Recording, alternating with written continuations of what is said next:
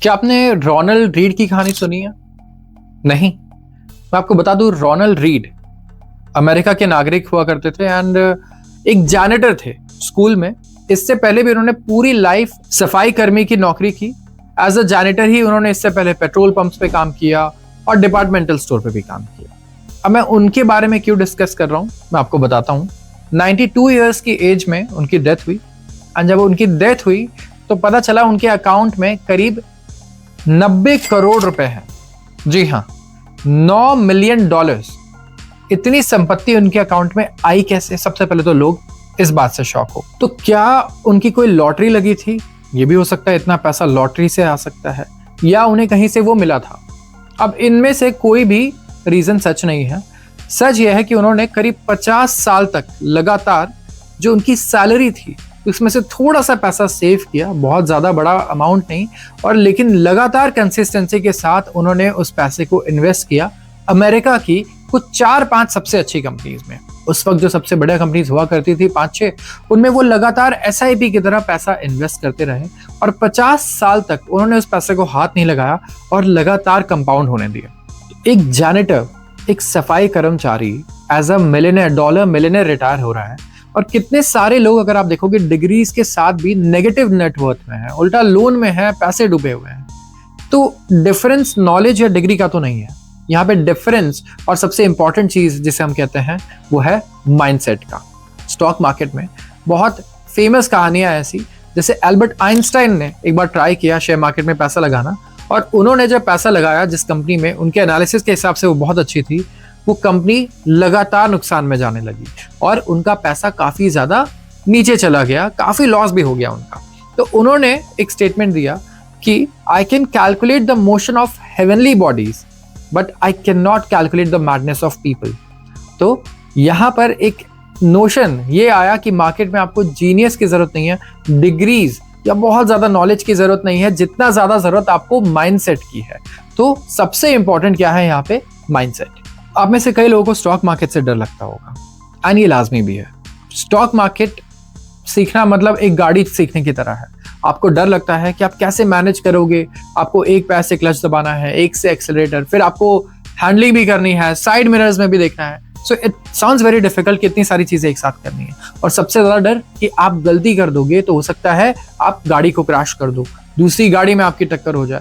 तो हमेशा आपको काफी ज्यादा डर लगता है, लेकिन आप एक बार अगर ट्राई करो और आपके पास अगर एक अच्छा मेंटर हो तो आप बड़े आराम से ये गाड़ी चलाना सीख जाते हो। इसके लिए ना कोई डिग्री की जरूरत है, ना कोई एक्सपीरियंस की जरूरत है, ना कोई ऐसा बहुत खास प्रीरिक्विजिट है। तो मैं यहाँ पर आया हूँ आपको सिखाने की किस तरीके से आप अपनी गाड़ी स्टॉक मार्केट में ले जाकर चला सकते हैं और अपने मंजिल तक पहुंच सकते हैं। तो मेरा गोल सिंपल रहने वाला है कि आपको मैं सीट बेल्ट पहनाकर बड़े अच्छे से समझाऊं कि किस तरीके से आप अपने गोल्स को डिफाइन करके वहां तक पहुंच सकते हैं, बहुत ही सिंपल स्टेप्स के साथ। कुछ भी कॉम्प्लिकेटेड नहीं करना है, कुछ भी बहुत ज्यादा डिफिकल्ट चीज नहीं करनी। अब शेयर बाजार का नाम सुनते ही लोगों के दिमाग में बहुत सारे मेमोरीज आ जाती हैं, जैसा कि हमने बचपन से सुना है या मूवीज में देखा है कि हमारे चाचा थे, उनकी 4 कंपनीज थी, उन्होंने शेयर मार्केट में काम करना शुरू किया तो सारी कंपनियां डूब गई, उनका घर बिक गया, उनकी गाड़ी बिक गई।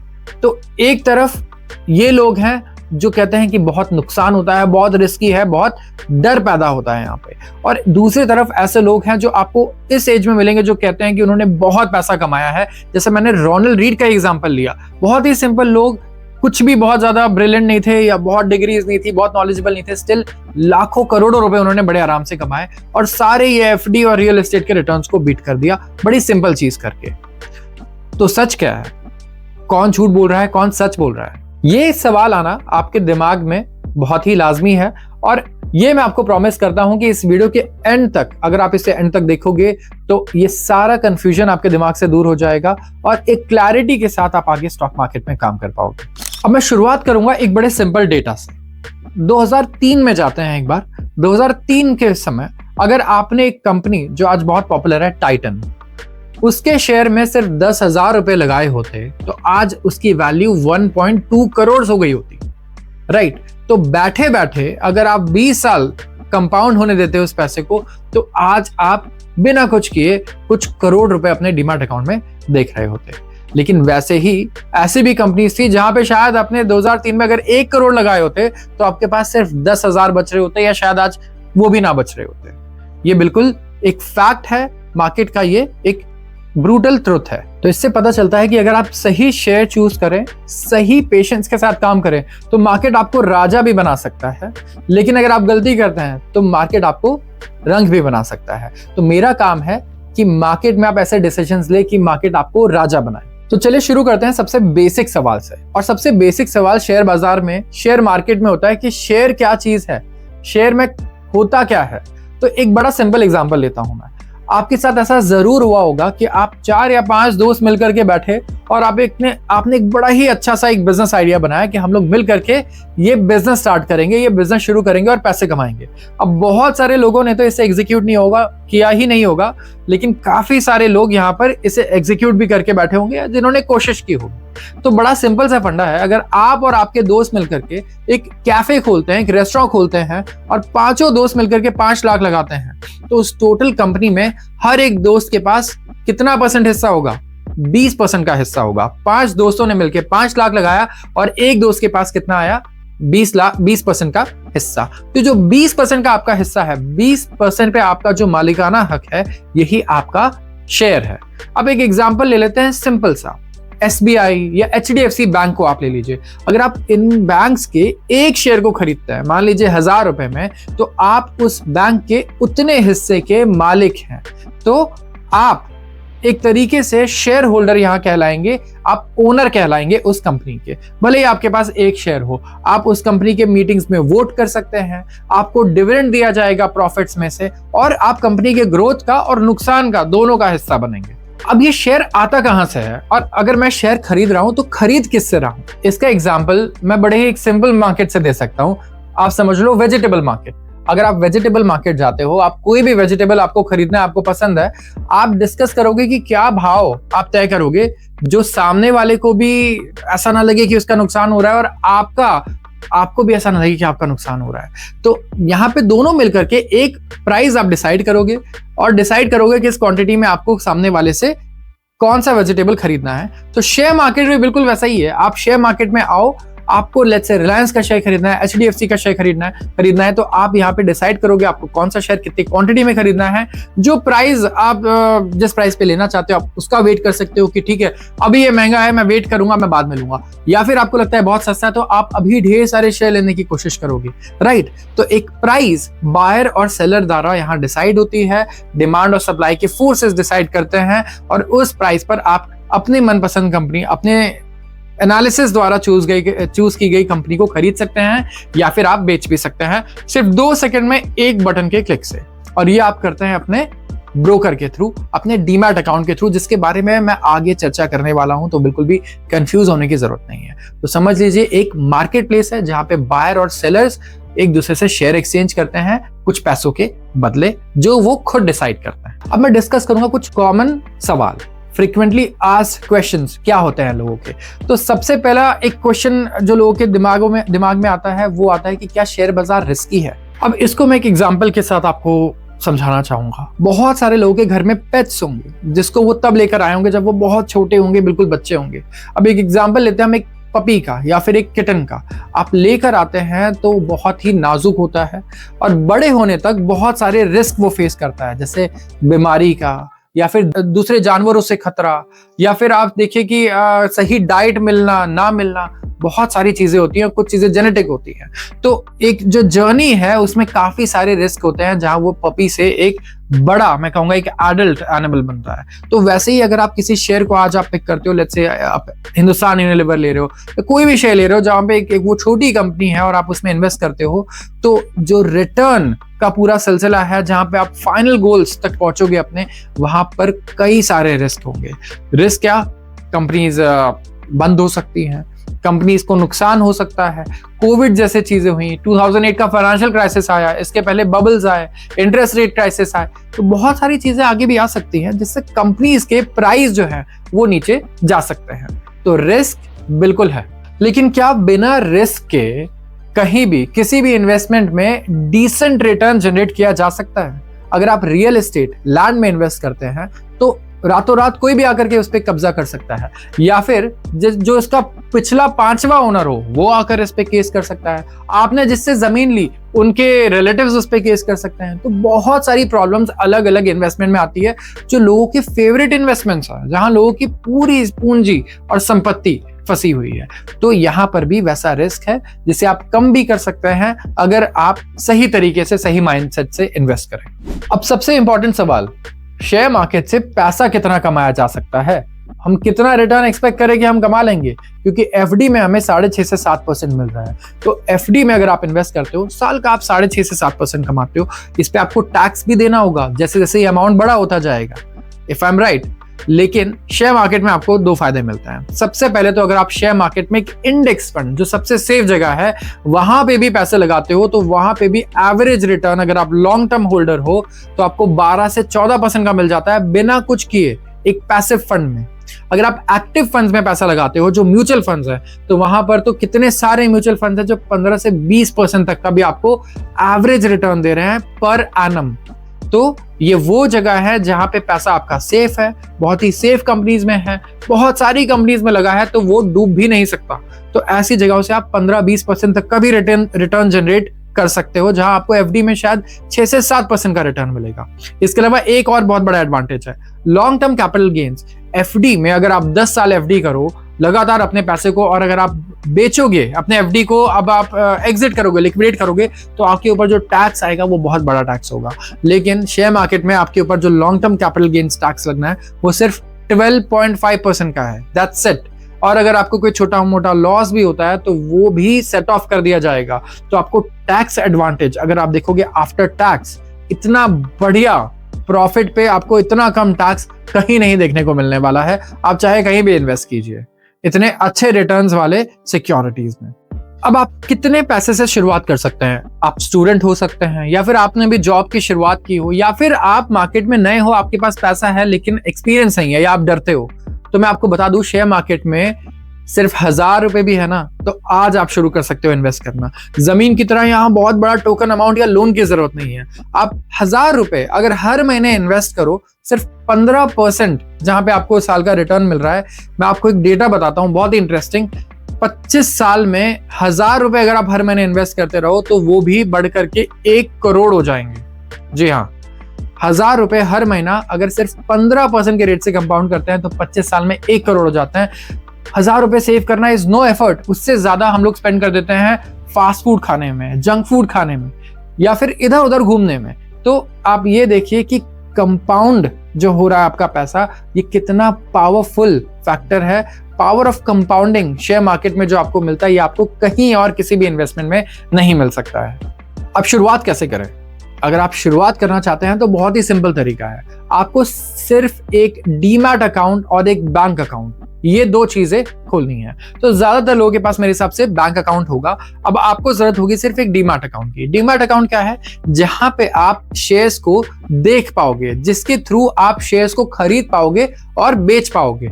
तो डीमैट अकाउंट्स के बहुत सारे ऑप्शंस आपको मिल जाएंगे। इंडिया में बहुत सारे ब्रोकर्स हैं, कुछ बहुत फेमस ब्रोकर्स हैं जैसे जीरोधा, ग्रो, अपस्टॉक्स, ICICI, इसके अलावा HDFC, SBI, ये सारे बैंकर्स जो हैं ये ब्रोकर्स भी हैं, और कुछ डिस्काउंट ब्रोकर्स भी हैं। तो ब्रोकर्स की मदद से आप शेयर्स को खरीदते हैं और आप शेयर्स को बेचते हैं। वो आपको बायर्स और सेलर्स ढूंढ करके देते हैं, और वहीं पर आप चेक भी कर सकते हो कि आपका पोर्टफोलियो आज ऊपर है या पोर्टफोलियो आपका आज नीचे है। आप इवन म्यूचुअल फंड्स में भी इन्वेस्ट कर सकते हो। तो ये होता है डीमैट अकाउंट। और इसे खोलने के लिए आपको सिर्फ 3 डॉक्यूमेंट्स की रिक्वायरमेंट है। आपके पास पैन कार्ड होना चाहिए, आधार कार्ड होना चाहिए, और अगर आपके पास सिर्फ एक बैंक अकाउंट है तो आप डीमैट अकाउंट बड़े आराम से खोल सकते हैं। अब लोग शेयर मार्केट से डरते क्यों हैं? जब शेयर मार्केट में 1000 रुपए 1 करोड़ हो सकते हैं हर महीना अगर आप सिर्फ इन्वेस्ट करो और बिना कुछ किए पैसिव फंड्स में, तो डर जो है ये कहां से आता है, हम ये डिस्कस करेंगे कि आप कौन सी चीजें, कौन सी गलतियां 100% चांसेस है कि आप कर सकते हो जब आप शेयर मार्केट में शुरुआत कर रहे हो। सबसे बड़ा लॉस का कारण शेयर बाजार में है ग्रीड और इम्पेशंस। लालच यहाँ पे सबसे ज्यादा पैसे लेकर के जाता है। आपके पास अगर कॉल आती है कि हमारे पास एक टिप्स है, ये शेयर 50% बढ़ने वाला है, डबल होने वाला है, हमारे पास इनसाइडर इंफॉर्मेशन है, या पेनी स्टॉक्स हैं, 2 रुपए के शेयर्स हैं जो 200 हो जाएंगे, ये सारी चीजें आपको ग्रीड की वजह से देखने को मिलेंगी। जो मार्केट में ग्रीड है, इसीलिए ये चीजें एग्जिस्ट करती हैं, और अगर आप इससे कंट्रोल नहीं कर पाएंगे तो जरूर आप लॉस फेस करेंगे। तो इन चीजों से आपको दूर रहना है। दूसरी चीज आप देखेंगे, 10 रुपए की चीज 500 रुपए हो गई, 200 रुपए हो गई एक दिन में। ये होता है फ्यूचर्स एंड ऑप्शंस में, जहां पे सिर्फ ये दिखाया जाता है कि 10 की चीज 100 रुपए हो रही है। ये नहीं दिखाया जाता कि 100 ऐसी चीजें हैं 100 रुपए की जो आज जीरो हो जा रही है, जहां पे पैसा बिल्कुल जीरो हो जा रहा है। तो कई बार अगर आप देखेंगे 99% ऑफ द टाइम्स लोगों का लॉस इसलिए होता है क्योंकि सबसे पहले तो वो अपने रिस्क को नहीं समझते हैं, जहां वो पैसा लगा रहे हैं, और ऐसी चीजों में पैसा लगाते हैं जहां पे बिल्कुल वैल्यू नहीं है उस चीज की। बस ये होप है कि यहां से रिटर्न बड़ी जल्दी निकल जाएगा, मैं 2 दिन में पैसा डबल कर लूंगा, 3 दिन में पैसा डबल कर लूंगा। तो आप अगर ये सोच रखते हैं तो शेयर बाजार से आप दूर रहिए, क्योंकि आप बिल्कुल भी पैसा नहीं कमा सकते हैं। क्या सोच आपको पैसा कमा सकती है? जमीन की तरह सोचिए। जब आप जमीन लेते हैं, आप ये नहीं सोचते हैं कि मैं कल डबल कर लूंगा, 1 साल में डबल कर लूंगा। आप ये सोचते हैं कि मैं इसे होल्ड करूंगा और अच्छे पैसे कमाऊंगा लॉन्ग टर्म में। तो वैसे ही शेयर बाजार है, अगर आप लॉन्ग टर्म अपना व्यू रखते हैं, आप पेशेंस रखते हैं, आप जरूर पैसा कमा के निकलेंगे।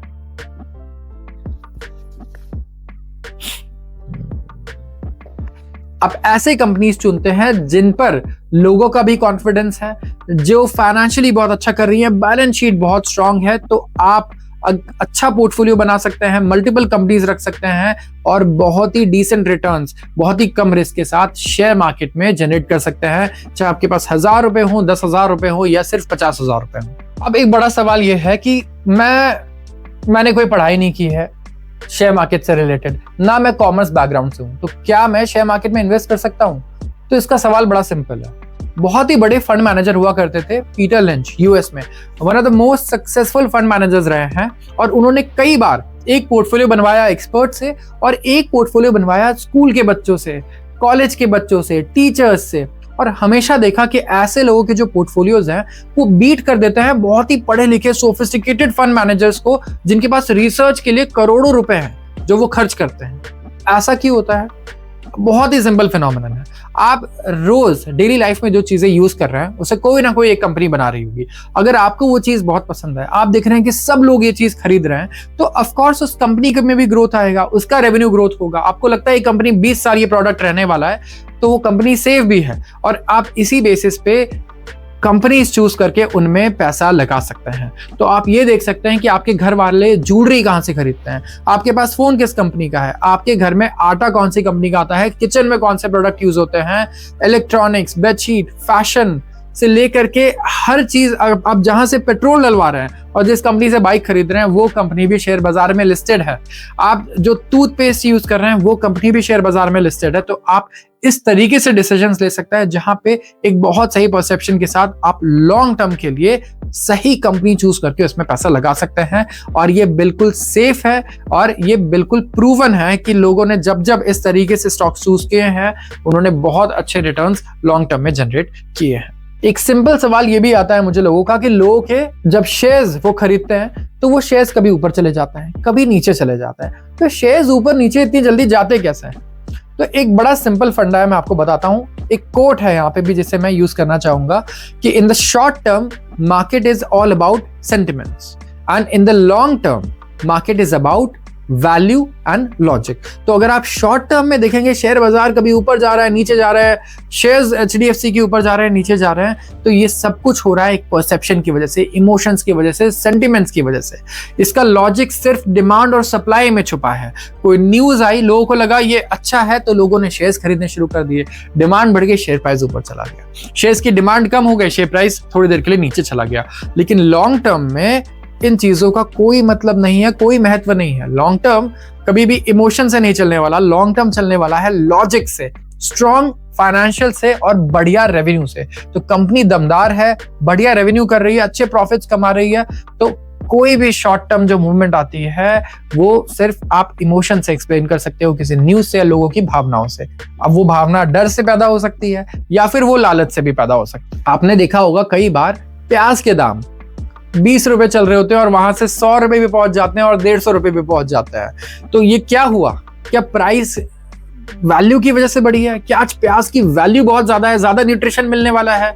नहीं, सिंपल तरीके से देखें तो हो सकता है इस बार मौसम खराब था, प्याज ज्यादा नहीं हो पाया, कल्टीवेशन कम हो पाया एंड इसकी वजह से डिमांड ज्यादा है या डिमांड उतना ही है, बस सप्लाई घट गई है। तो शॉर्ट टर्म में 3-4 महीने के लिए प्याज के दाम बढ़ जाएंगे, लेकिन वापस वो नीचे ही आ जाएंगे। अगली बार अगर सप्लाई सही रही तो वापस से प्राइस आपको 20 रुपए 30 रुपए किलो नजर आने लगेगा। तो शेयर मार्केट में भी ऐसे ही है, ये जो शॉर्ट टर्म मूवमेंट्स आती है इस पे आपको ध्यान नहीं देना है, ये एक इल्यूजन है, ये एक डिस्ट्रैक्शन है। आपको क्या देखना है, वैल्यू क्या है, ना कि प्राइस क्या है।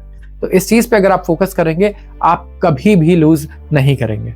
अब अगर आप और आगे सीखना चाहते हैं शेयर बाजार, तो आप कहां से सीख सकते हैं? तो कुछ बुक्स हैं, बेसिक बुक्स, आप वो पढ़ सकते हैं, वहां से शुरू कर सकते हैं। लेकिन अगर आपके पास बुक पढ़ने का टाइम नहीं है तो आप हमारे चैनल को सब्सक्राइब कर सकते हैं। यहाँ पर हम फ्री में आपके लिए ढेर सारा कंटेंट अपलोड करते हैं, जो एक आम आदमी जो जॉब कर रहा है, जो कॉमर्स बैकग्राउंड से नहीं है, शेयर बाजार में पहली बार पैसा लगा रहा है, उसके लिए है, जो उनकी मदद करता है कि किस तरीके से वो बहुत ही सेफली शेयर बाजार में पैसा कमाना सीख सकते हैं। तो यहाँ पर मैं इस वीडियो को अंत करना चाहूंगा। ये आज का इतना सेशन था जिसमें हमने बेसिक्स को कवर किया है, लेकिन मार्केट सिर्फ इतना ही नहीं है, मार्केट बहुत ही डीप है, जिसके बारे में हम आगे अगले सेशन में पढ़ेंगे, अगले वीडियो में जानेंगे। तो आज के लिए बस इतना ही। ये वीडियो अगर आपको पसंद आया हो तो एक लाइक जरूर ड्रॉप कीजिएगा, कमेंट करके जरूर बताइएगा आपको कौन सा पार्ट पसंद आया और आप आगे क्या समझना चाहते हैं, एंड शेयर कीजिएगा अपने दोस्तों के साथ जितने भी लोग इस वक्त शेयर मार्केट में काम करना चाहते हैं।